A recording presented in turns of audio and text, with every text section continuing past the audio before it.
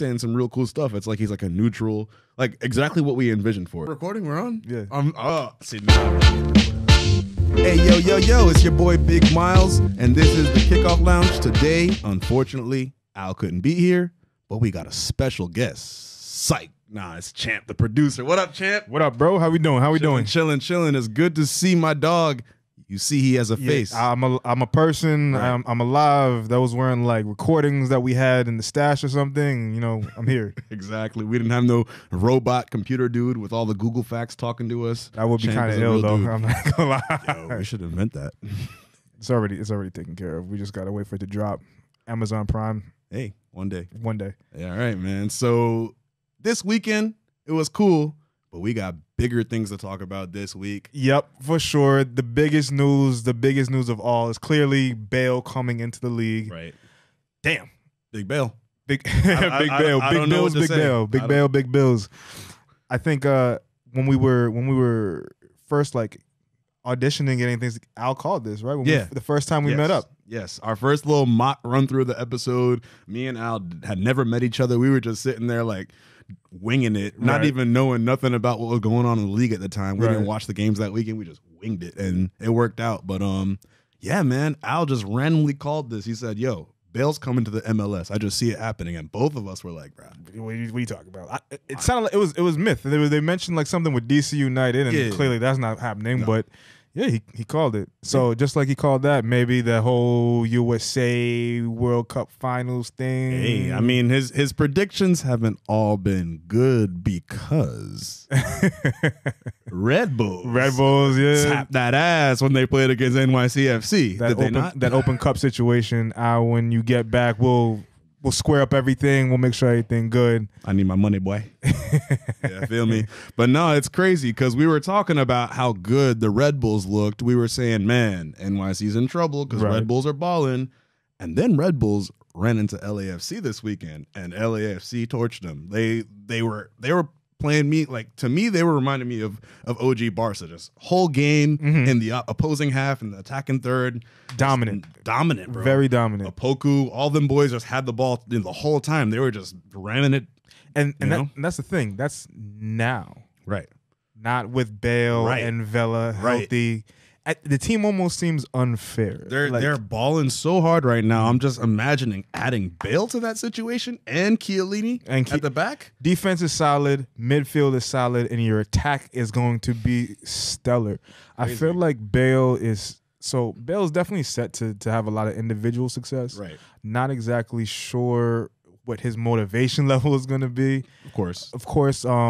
The higher-ups, the brass of LAFC are already saying, hey, we're not worried about the past. It doesn't matter that he hasn't played in La Liga that often. He's played more for Wales than he has La Liga. And we're talking about a guy that was formerly the most expensive player in the world. Right. Big ticket man. Big ticket man. Now you're pairing him with the former MLS MVP. And it's looking unfair. It's looking like a big three at the Heat, like a KD at the Warriors kind of situation. It's just looking like domination of everyone around. I mean, I don't know. LA is looking so good with how they're playing in that attacking third. Right. All the players can score, but they can also create. Right. And Bale can do both as well. And you put him in that, and you get the guys to start learning some tricks of the trade and picking his brain from the world level soccer he's played. Yep. Oh my God. It's I'm just curious against not to disparage anybody, but playing against European defenders and playing against these MLS defenders, especially for somebody like Bale, for example, in recent memory, somebody like Zlatan coming onto the field and running roughshod over everybody. There's no reason why Bale should not do the same thing. Yeah, he's gonna even like you said, if his motivation level is kind of low, he's gonna be able to get some. He's gonna be able to take some advantage of just the level of quality. He's gonna be able to. He's good for 10, 15 goals if he's chilling. If he wants to go crazy, Bale, go brazy. We need that. Yeah, we need to see it. I want to see like high level just craziness going on in the MLS to where everyone's paying attention to it. And that's the interesting thing. So if you follow MLS, there's a lot of parity. Right. Like teams can get each other every week and the point. If you look at the tables, points are pretty close. now we have the situation with LAFC. For the casual fan, for the people that are still getting into MLS, when you see this team or you hear about this team that is just dominating, that is gonna draw in a lot of eyes that would probably be like, I don't know, or like, that's Will Ferrell's team, like, absolutely, and call it a day. But nah, that's where the goal's at. Right, that's where the action's at. So every time you have one of their games, they gotta see it. Yeah, so not even the casual fans, also the football purists who kind of look down on the MLS. Like it's, if they see, you know, a quality team like that, they see Vela, Bale up front, and they see Chiellini in the back, they're gonna want to, you know, tune into some of that quality. Absolutely, and, especially if they live in Los Angeles and they can go to the games like right there. That's high profile everything right now. The MLS has had a lot of interesting signings this transfer window. Herrera just got here. He just arrived. Just arrived. Oh man. Toronto as well with oh my God, Insigne.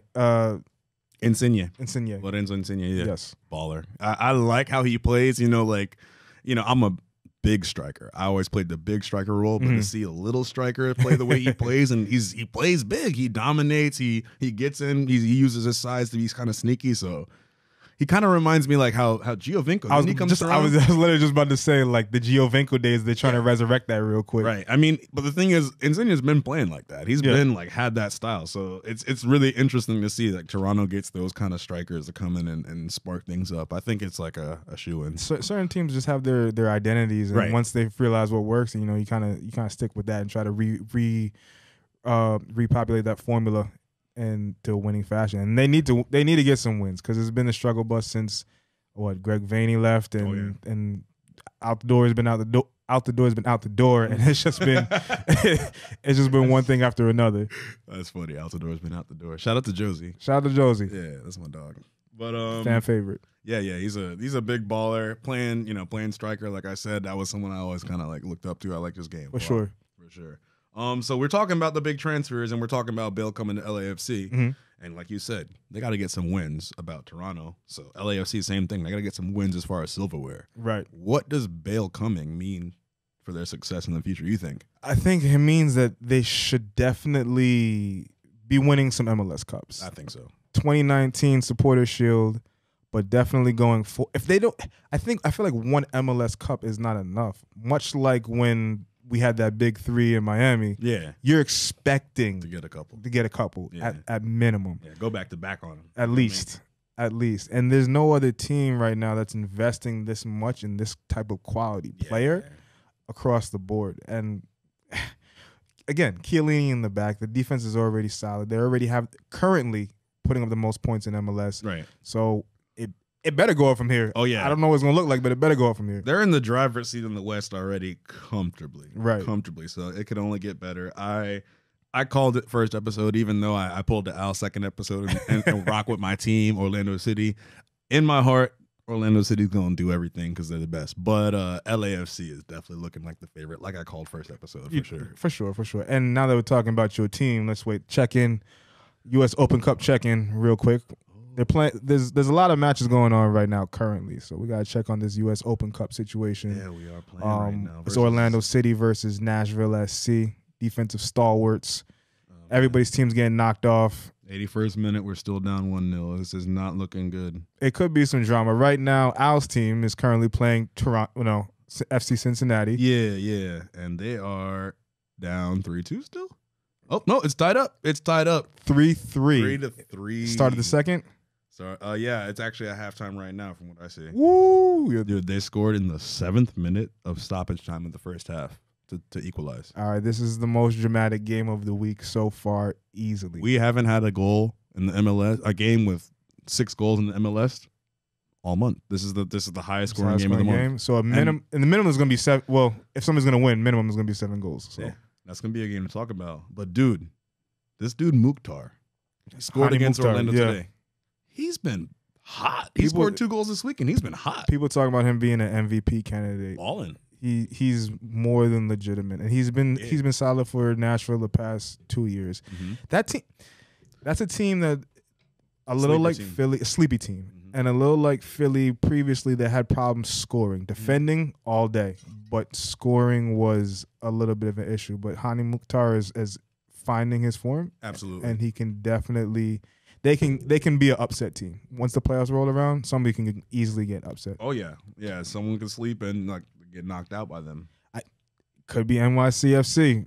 I'll look out because going to this past weekend, jeez. Yeah. Oh man. We got a rivalry brewing with NYC FC and Philly. Oh man. And that game is just the craziness of MLS in a nutshell. Mm-hmm. Started off goal in the 9th minute. Yeah, right away. Right away. Alejandro Bedoya breaking through, getting that early ball across, and that weird peoples to a degree.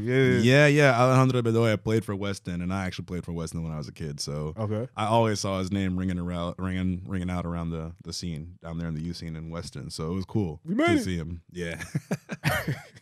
And then he played for the U.S. national team a little stint, and he's been like kind of a mainstay at Philly for a while now. Yeah. Yeah, he's one of their I'm trying to think of. He's a centerpiece of the Philadelphia. Absolutely, yeah. He's like their maestro. He creates all the attack for them. I saw him score a golazo recently, and then in this game against NY, he just got right in behind, put a ball across early. That kind of confused the keeper. He couldn't come out and attack it, and the defender was behind the attacker already, so it was like a shoe-in goal. Even though the defender got some contact, but it was like. And then done.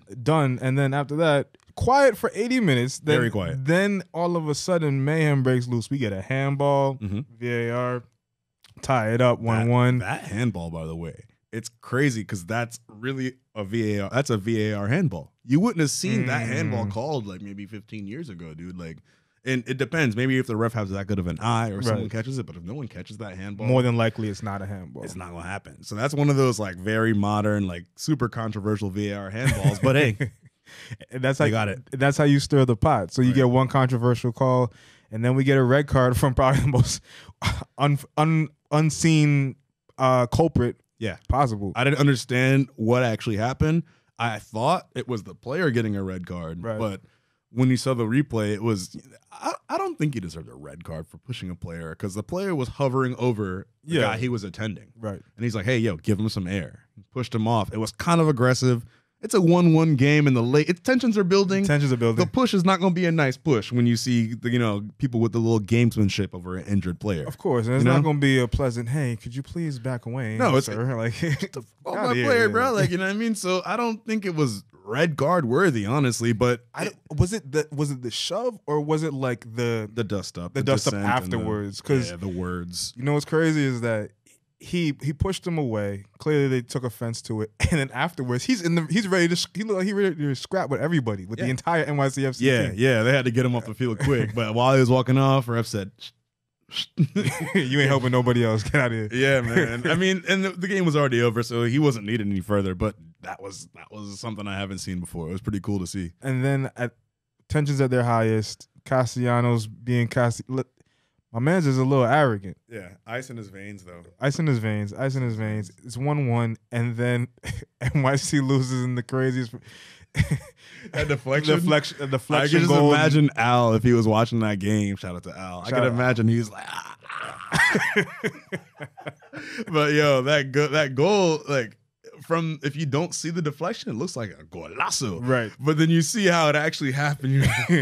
Little assist. yeah, very odd assist. I've seen some goals like that recently where it's like it's a lucky deflection and the player who deflects off gets the credit.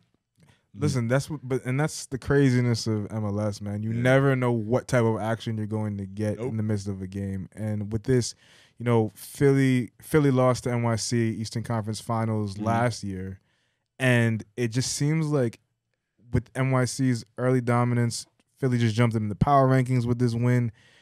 We have a really like true rivalry. It's kind of dope that it's with these Northeast cities, with classic like big markets, and I think that's just good for MLS like going forward. Who does Philadelphia Eagle have the rivalry with in NFL? NFL, the entire NFC East. So it's the Cowboys and the Giants and the Redskins. The Giants. Okay, I thought it was the Eagles and the Giants. Yeah, Eagles and the Giants. Philly, New York. You know what I mean? That I feel like classic, those cities is like that's like Philly and New York are supposed to beef. You know what I mean? Yeah. Like, who's the toughest out here? Right. You got the New York Derby, but it's something different about it being Philly and New York. I feel like it's perfect for this East Coast rivalry. Oh, definitely. And hopefully that just continues to develop. I don't know how many more matches they got. We'll look into that, but how many more matches they got up for the season. But that's the one right there. Yeah, well, I mean, it only takes one game to create a forever rivalry. Yeah. It's crazy. And like I've been a part of those kind of games before when I was a kid. You know, there was one game 20 years ago that I wasn't even born for. Yeah. But because of that team and my team had a rivalry. And we just had to live out this rivalry and play with whatever tension that whoever they created. What was in your time within this rivalry? And then this was what, is it high school? Or is this like there was a little high school rivalry, definitely. Yeah, there was a high school rivalry that I had to play a part of, and then there was a bunch of club team rivalries, like whatever team I was on. Okay. Yeah. What was your favorite rivalry? Or which one like really got you like the night before the match? You're like, I need to destroy these guys tomorrow. Oh man. It would probably be against Boca High when I was in high school playing. Boca High, we still got beef. Yeah, bro. It's because at that time they were like ranked in the country, like in the top 10. Okay. Like every year they were ranked in the top 10 in the country, and then I remember like my junior year. We played against them, and I scored a golazo. I scored a header against them, and then we ended up losing 3-2. But it was like it was crazy because I remember going to school that day, and everyone's like, "Oh, you're playing Boca High tonight? Kick their ass!" Like it was just like no one really cared about the other games. Right. But when we were playing against Boca, they were like, "Yo, you got to give them that work," and I scored that goal, and it was like, "Yes." Set piece. Or? It was off a set piece. Yeah, I was playing striker, and my buddy was taking the free kick. My buddy Diego, Brazilian dude. Shout out Diego. And we had this like weird eye contact moment before the free kick, and he just put it right on my head, and I just bottom corner, and it was boom, beautiful. Yeah, one of the few headers I scored as a big dude. You know, random fact. Random soccer fact. Statistically, the worst headers of the ball are like over 6'3". Really? Yeah. What about Cristiano though? I think he's 6'2".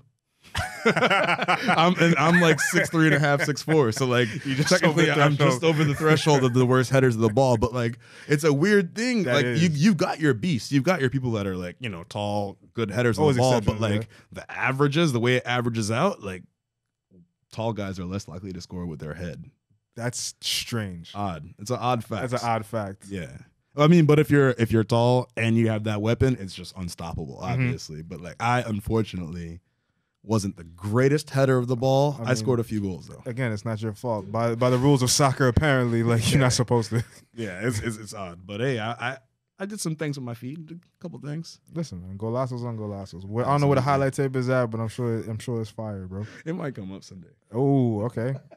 We're gonna have to drop that on them. Absolutely, man. And then another rivalry was when I played for Weston. Mm-hmm. When I played for Weston, that was West Pines. It was another team not too far away. Okay. And that was like that rivalry dated back to I don't even know when, because I had just joined Weston that first year, and I could just feel the hate.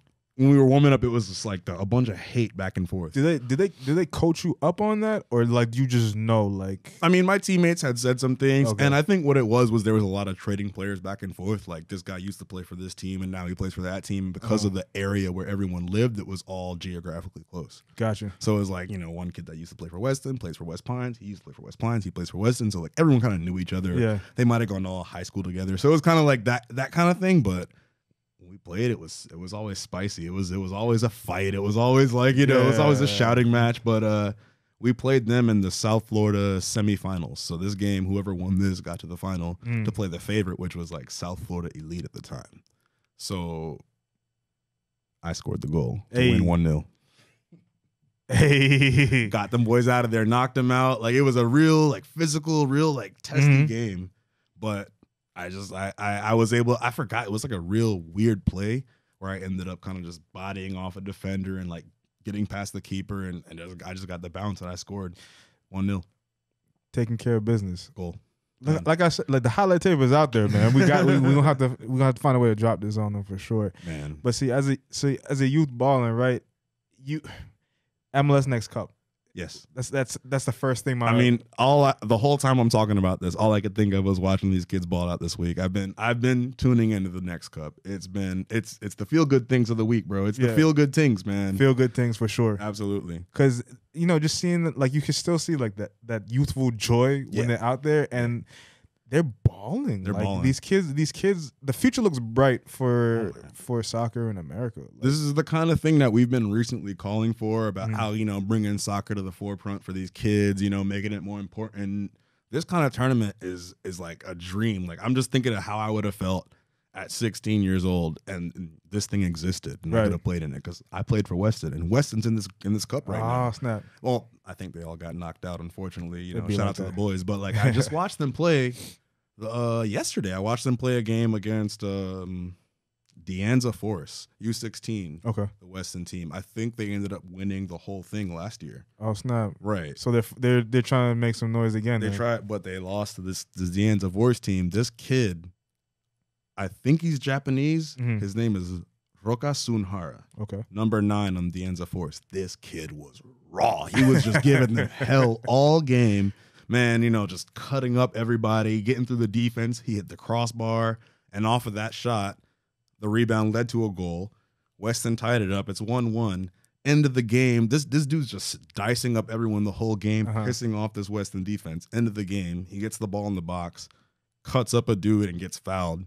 And then he takes a PK and scores it in stoppage time. 16-year-old, like on some big man play, making his mark, like clearly, right? Like the way he played this game, like he played like a full masterpiece. Like he got in the defense's head, showed off his feet a little bit just to get everybody kind of keen on him, just to draw that penalty. Like I don't know if you ever remember this game, but when Crystal Palace had Wilfred Zaha, and they were trying to get promoted to the Premier League. That's when Zaha was really making a name for himself, right? Yeah. And this was the promotion game, and Zaha just sauced up the whole game, just down that sideline. It was like there was a Zaha cam every time he got the ball. It was just like zooming on what he's gonna do with his feet. He was just saucing the whole thing up, literally making them just making them chase him the whole game, just to draw a penalty in like the 91st minute or whatever. It was late in the game. He drew a penalty. They scored it, and they got promoted because of that. It was like he took the whole game to warm this defense up to foul him in the penalty box. That's the mental part of the game, though. It's maturity. It's maturity. And you're saying Buddy was giving you that same energy, from what was the name of the school again, or the team again? Sorry. Deanza Force. And they're playing against my old team. The only reason I was watching this game is because it said Weston on, and I'm like, go Weston, Mama Weston, Mama. But the kid showed me something. I was watching him the whole game. I'm like, he's gonna make the difference. Did you see the PK kick? I guess you get style points sometimes where my man did the half turn, that was came back. Funny, man. He was like, yeah, let me go fix that. Psych, goal, nigga. I need that in FIFA. I don't know what the combination is gonna be, but I need that in FIFA just to mess with people. I gotta try that next time I take a PK for fun. I gotta try that one right there. Just walk away. You know what I mean? Somebody's gonna be upset. They're like, no, you can't do that. Hey, the whistle was blown, fool. You know what I'm saying? Don't be mad at me. Be ready. Yeah. I feel like the really cool thing about seeing this tournament and this cup is like you're really watching the future of the league. Like, yeah, man. I was watching some of the guys, the young guys on Seattle. Again, I don't know what's going on in that academy, what they got in the water, or they got guys. Yeah, they got gold machines just coming out of there, dude. And it's across the board. And I think MLS is doing a really good job of developing their talent in these academies. It's just, again, it's looking super, super bright for the league. Absolutely. I saw Sac Republic. By the way, Sac Republic got the dub against the Galaxy, bro. Yeah. 2-1. They knocked them out the US Open Cup. Yup. Quarterfinals. Excuse me. Get up out of here. Hey, man. USL teams, they got some sauce. You know what I mean? As you've been saying, you're right. The relegation situation would be a beautiful thing. Because academies are academies. And like I was talking about Sac Republic, I just watched one of their Next Cup games, U15. This little kid, Omar Marquez. Did you watch that game? I didn't watch the whole game, but I saw the highlights of him. Hat-trick, bro. And the way he was playing this game, another little masterpiece game from a young kid who you can tell is thinking about the game on a different level. He's planning out what he's going to do, throughout the course of the game. He's letting things come to him. but he has an idea for where he wants to get, where he wants to put himself, and you see him just putting it together, and things fall into him, and he scored that hat trick effortlessly, and he did it, and he did it like with style. Right. It was real cool. And again, that's part of the maturity and just seeing players that are more developed in their approach. It's the whole approach. It's not just one play here, one play there. It's a full blown attack, mentally and physically throughout the game, and it's pretty. Sac Republic's doing their thing apparently on all levels. And so you see these USL academies producing these kids.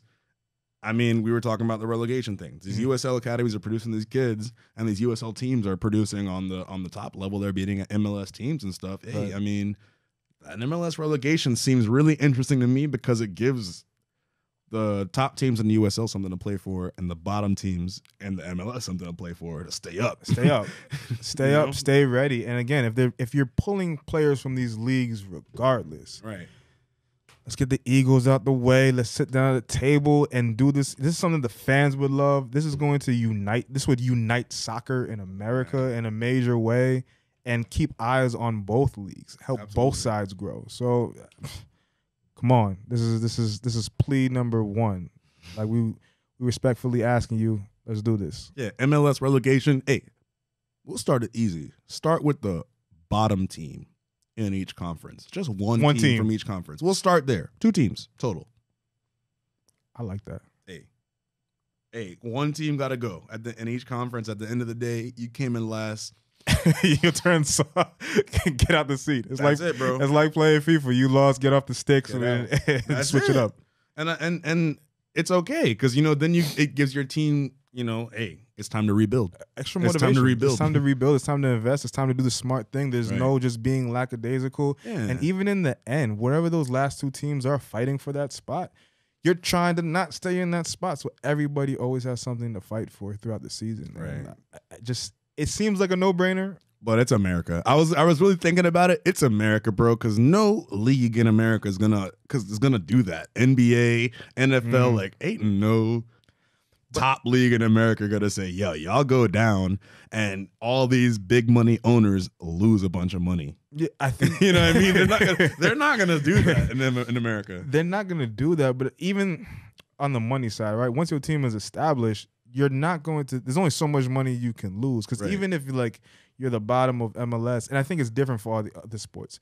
For the NBA, your worst NBA team is still better than your best college basketball team. True. And it's developed that way for a reason. Same thing with football versus your best college football team. Right. With soccer, these teams constantly are tested against each other. These teams constantly have these ever-changing rosters. Yeah. So if you develop a system and you have the money already there to invest, you have that room for other teams to come up and come down. Especially, like you said, start with 1. Worst in the West, worst in the East, flip-flop, and go from there. Yeah, I mean, you already got franchises that are in the league that are former USL teams. You got players in the league that are former USL players. You're already using that league as a filter to take. I mean, everyone acknowledges MLS is the top division. Yeah. And we kind of all acknowledge USL is like a second division, even though there's really no formal thing that says that. They're 2 separate leagues. But we all know first and second division, and MLS is using that second division as a filter, as a way to kind of bring people up. So I mean, hey, it kind of could be like a G League thing. Yeah, but better. Exactly, and because it's a whole separate thing. It's a whole separate thing. And again, like we watched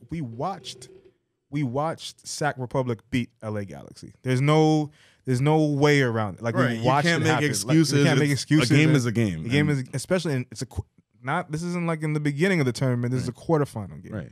So like you were saying before, I think off camera, that why can't, if you stretch it out through a season, why can't they get more wins? Right. If they can get that 1 win against LA Galaxy, there's teams that are ranked below LA Galaxy in the West. You know what I'm saying? Like on paper, technically, they should be able to get that dub against others for sure. And if they could pull 12 wins in the season, I mean, in this hypothetical relegation scenario, they would stay up, right? I mean, based on those points, 36 points. I mean, like you said, this is America, and they. I don't think it's money. It's money. I don't think teams can handle the. Oh my God, we got to go to a different division. Could you imagine, bro? I mean, people coming from other countries would understand it. Like people that, maybe have come from England or are very familiar with that whole Premier League setup. Right. I feel like most soccer fans would understand it, especially soccer players. It would just hit egos really hard, bro. Really hard. Smacking egos upside the head. Like people would be in their feelings. Yeah. Bad.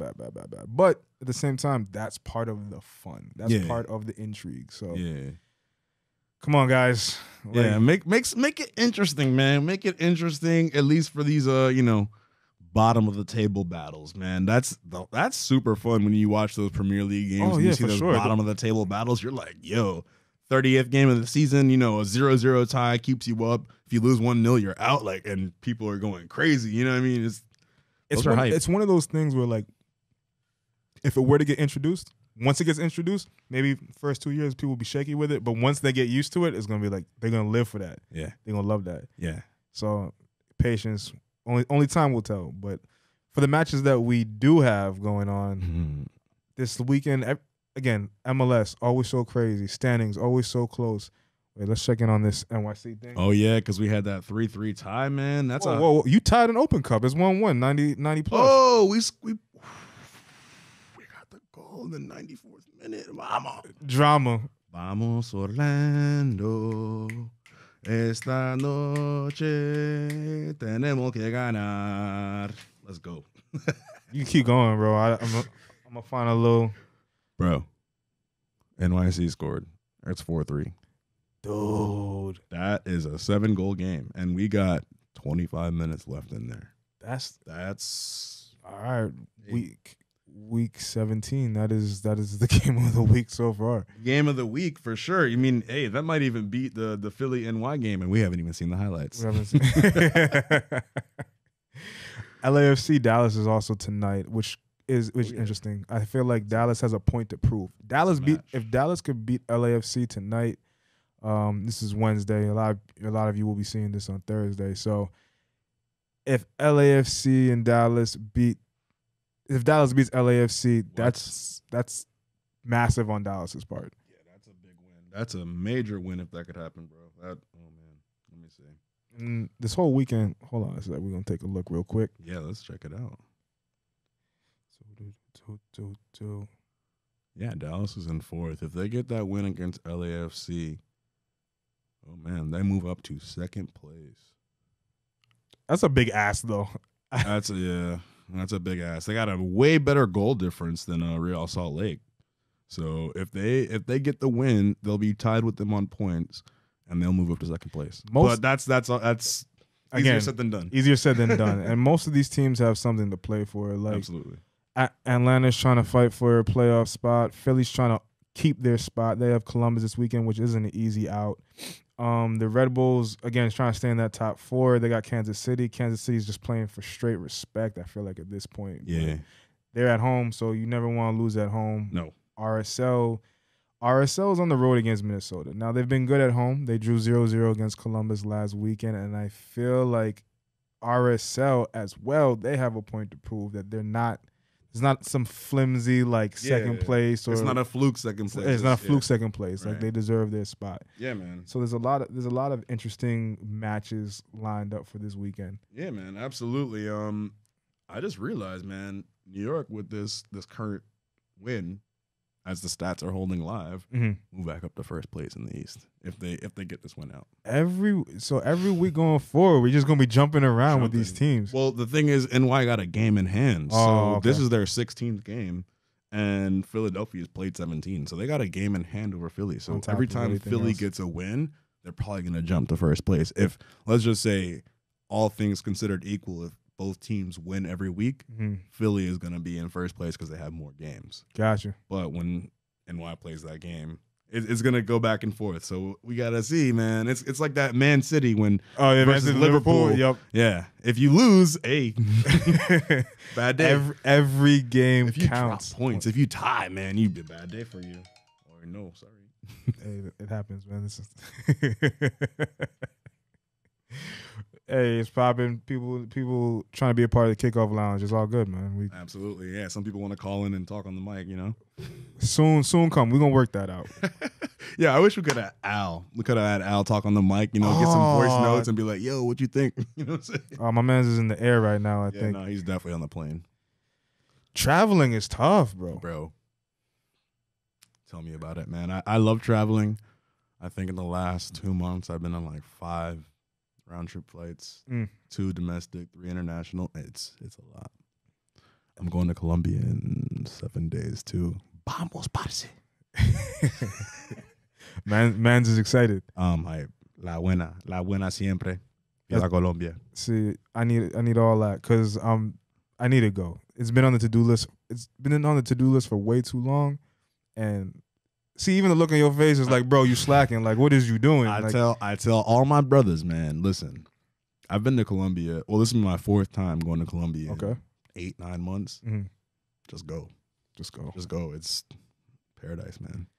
All right, check your boy in Colombia. If anything, and I'm not here, I'll call in from Colombia live. Medellin life, and let you guys know that, like, yo, Big Miles was not lying. Kickoff Lounge still lit. Hey, I mean, if we all go, we could just do an episode from over there. Ooh, that's an idea. That'd be fire. That's an idea. Bro, that'd be fire. Don't get me excited. Don't get me hype on this, man. We planning out the future, man. We speaking into existence for sure. Absolutely. So now we on this. That's a feel good thing. That's a more feel good things. USL League One. We talking about alternative divisions. So yeah.